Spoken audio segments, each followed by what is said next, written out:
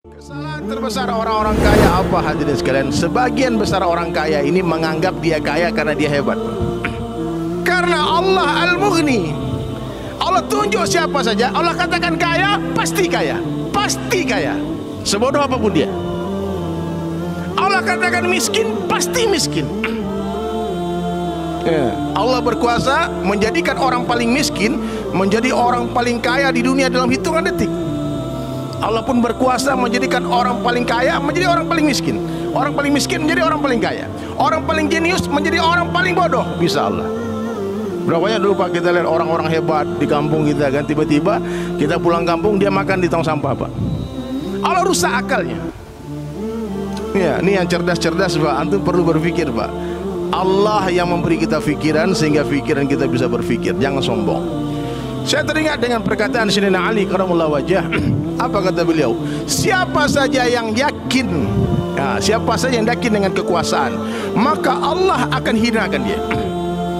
Siapa yang yakin dengan harta benda, maka Allah akan kurangkan hartanya.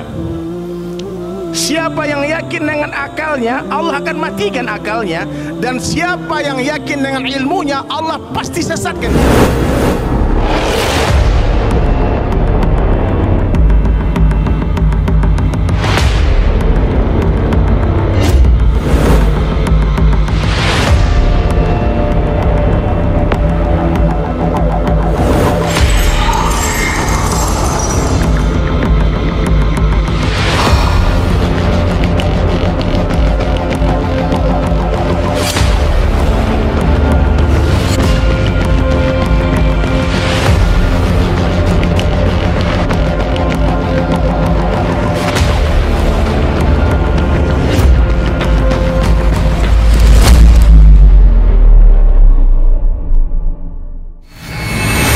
Assalamualaikum warahmatullahi wabarakatuh.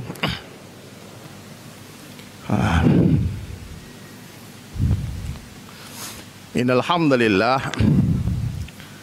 nahmaduhu wa nasta'inuhu wa nastaghfiruh wa nu'minu bihi wa natawakkalu alayhi wa na'udzu billahi min shururi anfusina wa min sayyiati a'malina. May yahdihillahu fala mudilla lahu wa may yudlilhu fala hadiyalah. Ashhadu an la ilaha illallah wahdahu la syarika lah wa ashhadu anna Muhammadan abduhu wa rasuluhu la nabiyya ba'dah. Qala Allah ta'ala fil Qur'anil Karim, a'udzu billahi minasy syaithanir rajim, bismillahirrahmanirrahim. Alladzi khalaqal mauta wal hayata liyabluwakum ayyukum ahsanu amala. Wa qala Nabi sallallahu alaihi wasallam fi hadis qudsi an Abi Darda radhiyallahu anhu yaqul sami'tu Abul Qasim sallallahu alaihi wasallam yaqul inna Allah qala ya Isa inni ba'itsu min ba'dika ummatan in asabahum ma yuhibbuna hamidullah wa in asabahum yakrahuna tasabu was-sabru wala hilma wala ilma. Kaifa yakunu hadza lahum wala hilma wala ilma ya Rabb? Qala Allah Ta'ala wa'tihim min hilmi wa ilmi atau kama qala Rasulullah sallallahu alaihi wasallam. Dialah Allah Subhanahu wa taala satu-satunya zat yang berkuasa menjauhkan orang yang berdekatan dan mendekatkan orang yang berjauhan. Ya.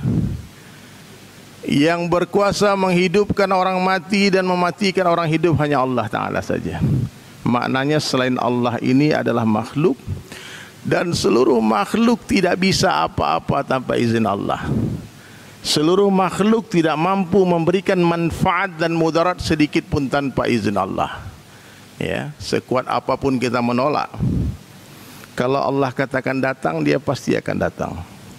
Sekuat apapun kita menahan, kalau Allah katakan pergi, pasti akan pergi. Maka hadirin sekalian dirahmati Allah Subhanahu wa taala, inilah perkara yang paling penting dalam kehidupan manusia. Perkara iman, perkara mengenal Allah. Siapa saja yang mengenal Allah, dia akan mencintai Allah. Siapa saja yang mencintai Allah Subhanahu wa taala, dia pasti akan takut kepada Allah. Takut kepada Allah ini hadirin berbeda dengan takut kepada makhluk. Orang kalau takut sama makhluk, dia akan lari menjauh bersembunyi. Tapi orang yang takut kepada Allah, dia akan lari mendekat merapat kepada Allah. Apabila rasa takut di hati kita ada kepada Allah, itulah yang disebut dengan takwa. Takwa itu hadirin mulia yang akan menyebabkan datangnya ketaatan. Jadi hari ini kalau kita lihat ada orang dipanggil sholat sama azan muazin manggil dia tak datang, sebetulnya dia bukan tak taat, Pak. Dia tak kenal yang memanggil, itu masalahnya. Karena kalau kita bilang dia tidak taat, dia dipanggil bosnya dia datang, Pak. Kenapa bosnya manggil dia datang? Dia tahu bosnya orang kaya. Dia nggak tahu kalau misalnya Allah itu Al-Ghani yang maha kaya, yang menciptakan seluruh orang kaya, Al-Mughni yang memberikan kekayaan kepada seluruh orang kaya adalah Allah. Kalau saja ada yang memberitahu kepada mereka, saya yakin semua yang di luar masjid yang tadi tak datang ke masjid akan datang ke masjid. Betul nggak, Bang? Jadi seluruh manusia ini sudah ada sifat taat. Kepada siapa? Kepada orang yang dia kenal. Ada jenderal bintang 4 nih, datang ke tempat kita, ke kampung kita, ke masjid kita, tapi dia pakai baju biasa, ya. Jenderal bintang 4. Orang kampung yang mengundang dia, yang mengenal dia, lupa memperkenalkan jenderal ini kepada orang kampung ini. Sehingga selesai sholat dia katakan, oh jamaah jangan pergi dulu ya, ada nih yang mau bicara sebentar. Ketika jenderal tadi bicara, satu persatu orang keluar, Pak. Tersinggung jenderal tadi. Kira-kira yang dia marahi siapa, Pak? Orang yang keluar tadi apa orang yang mengenal dia? Dia pasti akan komplain kepada orang yang mengundang dia. Hei, kenapa kau tak perkenalkan aku ke orang kampungmu? Karena kalau orang kampung tadi tahu yang bicara itu jenderal, takkan ada yang keluar, Pak. Makanya kalau ada satu orang yang mati sebelum mengenal Allah, yang zalim bukan Allah, Pak. Yang zalim orang-orang di dalam masjid yang mengenal Allah, yang tidak pergi menemui mereka untuk memperkenalkan Allah kepada mereka. Itu masalahnya, Pak. Antum bayangkan betapa besarnya dosa orang meninggalkan dakwah. Antum alhamdulillah taat sama Allah karena kenal dengan Allah, kan? Subuh di masjid, zuhur di masjid, asar di masjid, maghrib di masjid, isya di masjid, baca Quran tiap hari, berzikir, bersalawat, kajian hari-hari. Masya Allah. Tapi ada teman kita yang tak datang ke masjid, tak datang ke kajian, kita biarkan. Ini masalah.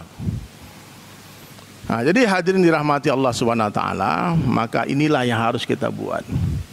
Ada beberapa perkara sederhana hadirin mulia yang jarang dibuat oleh umat Islam hari ini. Apa yang sederhana itu? Bicara kebesaran Allah di mana saja, kapan saja, jumpa dengan siapa saja. Itu dakwah, Pak. Ya, kalau ketemu orang kaya, jarang kita mengingatkan orang kaya bahwasanya harta mereka itu bukan mereka yang punya. Kan banyak orang kaya yang hadir nih, Pak. Ingatkan, hei orang-orang kaya, pengusaha, harta yang ada di rumah Bapak itu Allah yang punya, bukan Bapak yang punya. Itu titipan saja. Ya. Kalau kita yang kaya, ingatkan semua orang, hei kau jangan berharap sama aku. Ya, berharaplah sama Allah, karena harta yang ada padaku itu Allah yang punya, bukan aku yang punya. La ilaha illallah. Ya, jadi dakwah itu begitu hadirin mulia, memperkenalkan Allah ke setiap hati-hati manusia. Ada orang lagi sedih, ingatkan dia, bang jangan sedih bang, nanti Allah ganti bang. La ilaha illallah. Itu Allah yang punya, Allah ambil, nanti Allah berikan lagi. Ya. Ketemu dokter, ingatkan dokter, Pak yang menyembuhkan itu Allah, bukan Bapak. Yang menyembuhkan siapa? Allah, bukan obat, bukan dokter. Ataupun kita yang dokter, ingatkan pasien, kau jangan yakin sama aku. Ya, yakin sama Allah. Ini asbab saja, obat-obat ini asbab. Allah mampu menyembuhkan kamu dengan obat atau tanpa obat. La ilaha illallah. Kesalahan terbesar orang-orang kaya apa hadirin sekalian? Sebagian besar orang kaya ini menganggap dia kaya karena dia hebat, Pak. Kan? Ya. Karena Allah Al-Mughni. Allah tunjuk siapa saja, Allah katakan kaya, pasti kaya. Pasti kaya. Sebodoh apapun dia. Allah katakan miskin, pasti miskin. Ya. Allah berkuasa menjadikan orang paling miskin menjadi orang paling kaya di dunia dalam hitungan detik. Allah pun berkuasa menjadikan orang paling kaya menjadi orang paling miskin. Orang paling miskin menjadi orang paling kaya. Orang paling jenius menjadi orang paling bodoh. Bisa Allah.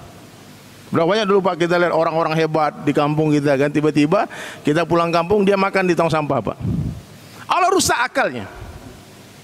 Ya, ini yang cerdas-cerdas, Pak. Antum perlu berpikir, Pak. Allah yang memberi kita fikiran sehingga fikiran kita bisa berfikir. Jangan sombong. Saya teringat dengan perkataan Sayyidina Ali karramallahu wajhah. Apa kata beliau? Siapa saja yang yakin, siapa saja yang yakin dengan kekuasaan, maka Allah akan hinakan dia. Siapa yang yakin dengan harta benda, maka Allah akan kurangkan hartanya. Siapa yang yakin dengan akalnya, Allah akan matikan akalnya. Dan siapa yang yakin dengan ilmunya, Allah pasti sesatkan dia. Coba ulang lagi Pak ya. Siapa yang yakin dengan kekuasaan, Allah akan hinakan dia. Siapa yang yakin dengan harta, Allah akan kurangkan hartanya. Nggak akan cukup hartanya. Sudah miliaran dia punya. Siapa yang yakin dengan ilmunya, Allah sesatkan dia. Dan siapa yang yakin dengan akalnya, Allah matikan akalnya. Hanya orang yang yakin kepada Allah saja yang tak akan pernah Allah hinakan dia, tak akan dikurangkan hartanya, tak akan disesatkan dia, dan tak akan dimatikan akalnya.